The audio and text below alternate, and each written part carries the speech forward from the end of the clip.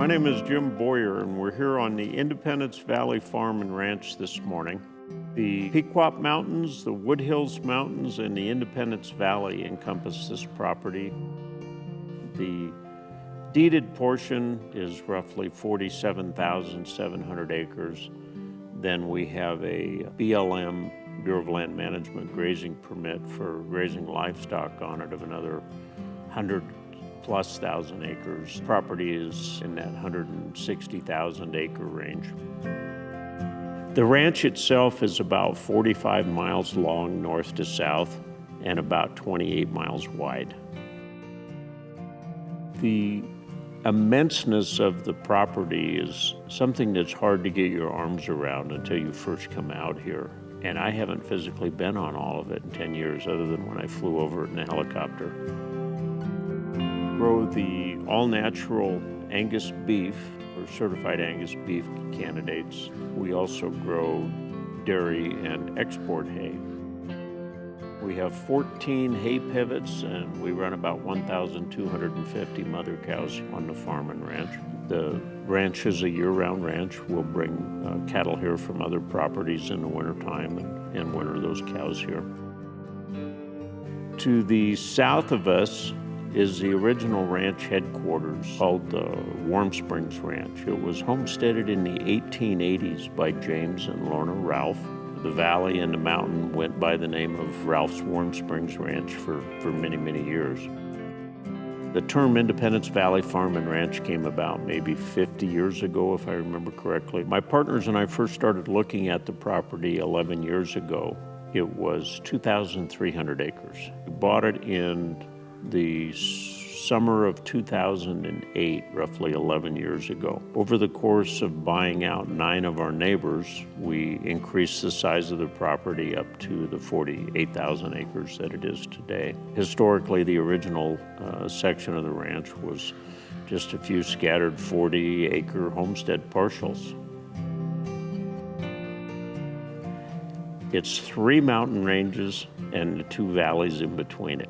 It's a big piece of dirt. The size of the natural resources on this property are amazing. Immediately to the east of us, the largest gold deposit in North America sits and is being developed today. This property is a natural resource transaction. For an agricultural enterprise, it is a big agricultural enterprise, but it's principally a natural resource transaction. We have a geothermal resource. We have a little bit of oil on the property. We've got a little bit of gold on the property, and we have a lot of water.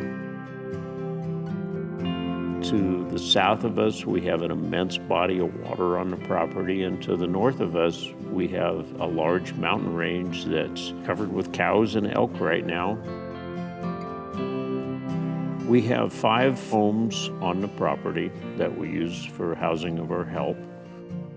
Try to provide very good housing for our people. So all of our modular homes for our employees are all built on concrete foundations. We design our modular homes for a heavy snow load and a heavy wind load. The Egan house was a site-built home that we had bought from the estate of the late Dan Egan. It is a very nice guest house. From on top of the Pequot Mountains, the panoramic views that you can get looking to the north and to the east are stunning. An average day here in the winter, your average visibility is 100 miles.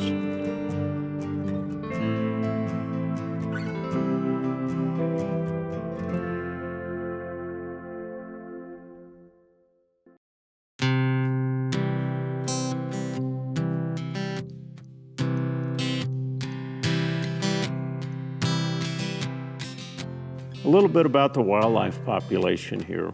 When we acquired the property, we had a small herd of about 12 elk on the south side of the highway and a small herd of about 35 elk on the north side of the highway. We built a perimeter fence around a portion of the ranch. We did not build a perimeter fence on public ground, we built a perimeter fence on private ground. 150 miles. That's a lot of fence, folks. We then started drilling water wells, and we started putting in crested wheat seedings and other rangeland grasses. We've put in over 5,000 acres of developed seedings for elk habitat and over 30 wells. Most of those wells run on solar panels, so you don't have to have any human intervention. Our last census here on elk north of the freeway was up from 35 to 450, and our last census on the south side of the ranch was 125. Although I saw 140 this morning in about 20 minutes. Antelope, we've got a resident herd of about 300 antelope on the ranch. We have bighorn sheep on the property. We've seen mountain goats come through here. The first recorded grizzly bear in 160 years in eastern Nevada we had on the property. It's an immense piece of property. You cannot do it justice in a 2 or 3 day trip. In the fall of the year, we have several thousand mule deer that migrate through here. I'm Tracy Bracco, and we are at what we refer to the Egan House on the Independence Valley Farm and Ranch. I grew up on a dairy farm, so it gave me a deep appreciation for animals and farming. That's parlayed nicely into the ranching and the farming operation here.